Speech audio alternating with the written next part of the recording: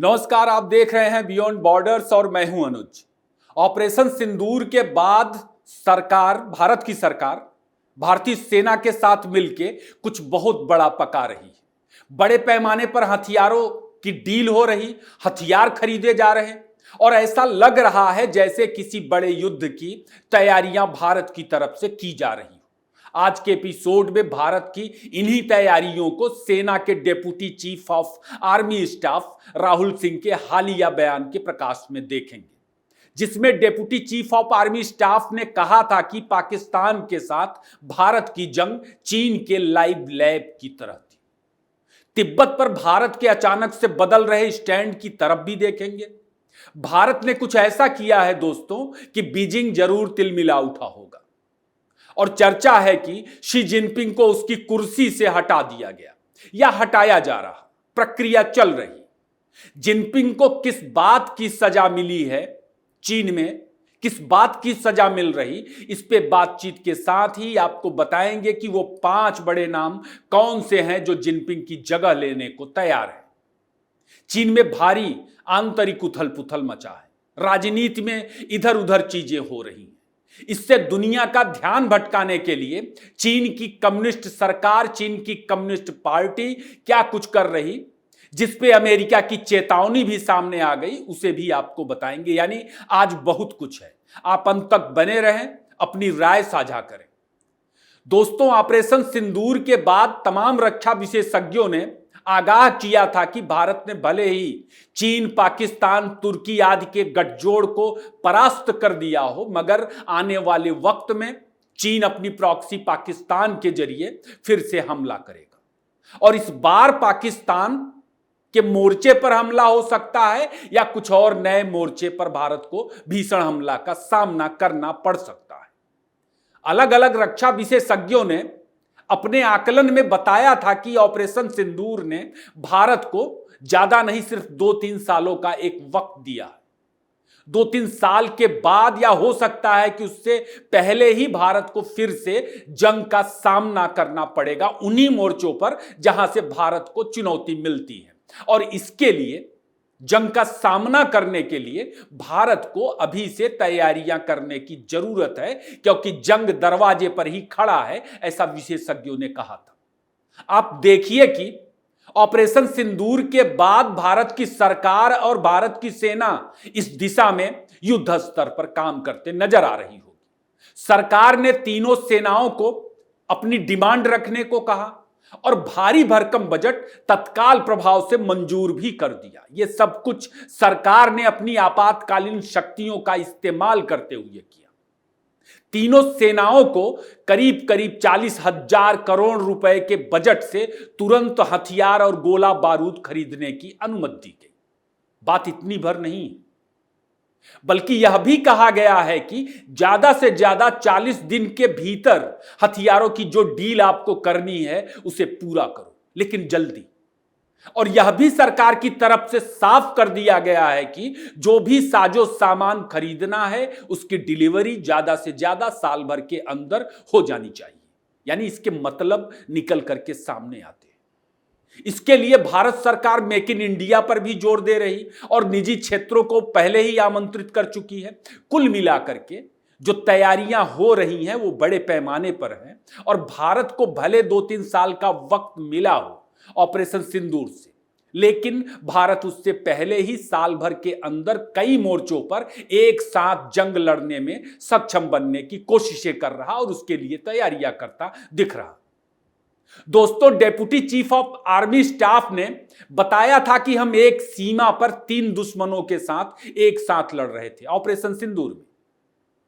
चीन ने अपने सैनिक नहीं भेजे, बाकी पाकिस्तान के लिए हर वो मदद की जो वह भारत के खिलाफ अगर जंग में खड़ा होता अपने लिए करता, वैसी मददें दी उसने। आप देखिए, चीन ने भारत के लिए इस बार कायदे का व्यूह रचा था। पहले भारत की सैन्य क्षमता को लद्दाख में परखने की कोशिश की। गलवान में भारत के उतने ही कड़े जवाब और डंडों से पीएलए के जवानों की कुटाई के बाद चीन जंग में उतरने की हिम्मत नहीं कर पाया।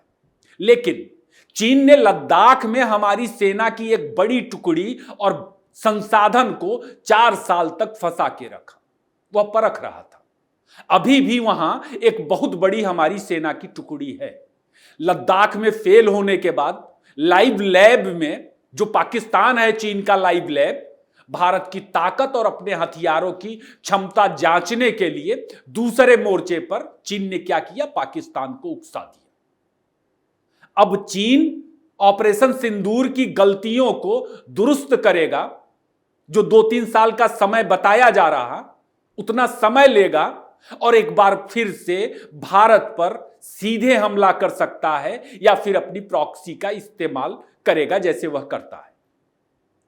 चीन इस बार पूर्वी मोर्चे पर बांग्लादेश को भी उकसा सकता है और हो सकता है कि चीन बांग्लादेश और पाकिस्तान दोनों को एक साथ भारत पर हमले के लिए उकसाए। तो हमारी सेना और सरकार इस तरह के हमलों का जवाब देने के लिए कमर कस रही। जो तैयारियां हो रही वो साफ साफ इसका संकेत करती। चीन के खिलाफ भारत बहुत आक्रामक नजर आ रहा दोस्तों। तिब्बत के मसले पर अपना रुख बदलता भी दिख रहा। 14वें दलाई लामा ने अपने 90वें जन्मदिन पर अगले दलाई लामा के चयन की प्रक्रिया शुरू कर दी, जिसे लेकर बीजिंग आग बबूला है। उधर दलाई लामा की प्रक्रिया शुरू होने के बाद भारत ने कहा कि तिब्बत के सर्वोच्च धर्मगुरु के चयन को लेकर कोई भी फैसला दलाई लामा करेंगे। तिब्बतियों की आधिकारिक संस्था की तरफ से ही लिया जाएगा। कोई भी फैसला किसी तीसरे पक्ष से फैसला जो आएगा वह सही नहीं होगा, उस फैसला को नहीं माना जाएगा। उधर दलाई लामा की प्रक्रिया शुरू होने के बाद किरण रिजिजू ने कहा कि तिब्बत के सर्वोच्च धर्मगुरु के चयन को लेकर कोई भी फैसला दलाई लामा करेंगे। तिब्बतियों की आधिकारिक संस्था की तरफ से लिया जाएगा, किसी तीसरे पक्ष से यह फैसला नहीं आएगा। किरण रिजिजू ने बिना चीन का नाम लिए तिब्बत के मसले पर चीन को एक तीसरा पक्ष करार दे दिया। यह बड़ी बात है। असल में चीन ने एक कानून बनाकर तिब्बत के धार्मिक सांस्कृतिक अधिकारों पर लगभग कब्जा कर लिया है और तिब्बत का चीनीकरण कर रहा उसी कानून के सहारे। चीन दलाई लामा की पदवी पर बीजिंग के किसी पालतू कम्युनिस्ट को बिठाना चाहता है। अभी हाल ही में इसी चीज को लेकर यूएनएचआरसी में भी चीन के सांस्कृतिक नरसंहार का एक बड़ा मुद्दा उठा। तिब्बत से लेकर भारत और दुनिया भर में जहां जहां भी तिब्बती समुदाय हैं, उनके बीच इस चीज को लेकर भारी नाराजगी है। तिब्बत में विरोध कर रहे लोगों का दमन किया जा रहा। तिब्बत पर भारत का तेजी से बदलता रुख सीधे चीन को चुनौती देने वाला नजर आ रहा। भारत ने यह साहस ऑपरेशन सिंदूर से हासिल किया। अब आप देखिए, चीन कोविड महामारी के साथ ही पिछले 4 साल से भारी उथल पुथल का शिकार है। कोविड महामारी ने दुनिया में चीन की कलई खोल दी। उसकी अर्थव्यवस्था बेपटरी हो गई। वन चाइना पॉलिसी के तहत शी जिनपिंग कुछ नहीं कर पाया चीन में। भारत के मोर्चे पर सेना को 4 साल जुटा कर रखा, लेकिन वहां भी कुछ नहीं कर पाया शी जिनपिंग। उल्टे भारत से तनातनी की वजह से भारत के रूप में जो चीन के पास एक बड़ा बाजार था, वह भी उसके हाथ से निकल गया और इसका असर चीन पर पड़ा। भारत को काबू करने के लिए पाकिस्तान में चीन ने सीपैक पर अरबों रुपए खर्च किए। अय्याशी के लिए पाकिस्तानी लड़कियां और मीट के लिए पाकिस्तानी गधों के अलावा चवन्नी भी चीन को हासिल नहीं हुआ। यह तथ्य है। चीन में पाकिस्तान से लड़कियों और गधों की सप्लाई होती है। उल्टे ऑपरेशन सिंदूर जो चीन के लिए लाइव लैब था, उसने चीनी डिफेंस मार्केट को तबाह ही कर दिया। यह 4 साल से कई मोर्चों पर जूझ रहे चीन के लिए भारत के हाथों मिला बहुत बड़ा झटका था। आप देखिए, ऑपरेशन सिंदूर में मिले इस झटके के बाद चीन की क्या हालत हो रही है इस वक्त। चर्चा है कि शी जिनपिंग को हटाने का फाइनल काउंटडाउन शुरू हो गया है। जिनपिंग को 2 हफ्तों से कहीं सार्वजनिक रूप से देखा नहीं गया है। अब तो जिनपिंग की जगह लेने वाले तमाम उत्तराधिकारियों के नाम भी सामने आ गए। 5-6 नाम चीन में सामने आ रहे हैं और इनमें ली कियांग का नाम सबसे आगे बताया जा रहा। ली कियांग को साल 2023 में प्रधानमंत्री बनाया गया था और बताया जा रहा कि ली कियांग को चीनी कम्युनिस्ट पार्टी के लगभग सभी धड़ों का व्यापक समर्थन है। बाकी वह पहले से ही चीन की सरकार का दूसरा सबसे ताकतवर व्यक्ति था। चीन में विद्रोह जैसी, नागरिक विद्रोह जैसी चीजों से निपटने के लिए उसकी भी आशंका है, इसकी भी तैयारी की जा रही और माना जा रहा कि चीन ने किसी सीमा पर जंग के जरिए इन चीजों का समाधान करने की एक योजना बनाई थी कि सीमा पर उलझकर अंदर की जो चीजें हैं उससे ध्यान भटका दिया जाए। चीन में नागरिक विद्रोह जैसी चीजें भी निकल के सामने आ रही और माना जा रहा कि चीन ने किसी सीमा पर जंग के जरिए अपने यहां की जो तमाम दिक्कतें हैं उसके समाधान की एक योजना बनाई थी। गलवान में मुंह की खाने के बाद अब चीन दूसरे मोर्चे पर एक सफल युद्ध के जरिए कम्युनिस्ट सरकार को बचाए रखने के प्रयास में नजर आती है। इसी कड़ी में चीन ताइवान के मोर्चे पर बहुत आक्रामक है, वह भी ताइवान के वार्षिक हान क्वांग रक्षा अभ्यास से ठीक पहले। इसे लेकर अमेरिका ने ताइवान के मोर्चे पर चीन की लगातार बढ़ती सैन्य गतिविधियों की कड़ी निंदा की। इसे अमेरिका ने गैर कानूनी और गैर जिम्मेदाराना बताया। दोस्तों, 41 चीनी फाइटर जेट, 8 नौसैनिक जहाज ताइवान के पास मंडरा रहे हैं। 27 चीनी फाइटर जेट्स ने तो ताइवान के हवाई क्षेत्र में घुसपैठ भी कर ली। मामला बहुत गर्म है वहां। अमेरिका ने ताइवान के सुरक्षा की गारंटी ली है। ऐसे में वहां के हालात जो हैं फिलहाल के, वह जंग की आशंका जता रहे हैं। जापान फिलीपींस के मोर्चे पर भी कुछ ऐसा ही है चीन के साथ।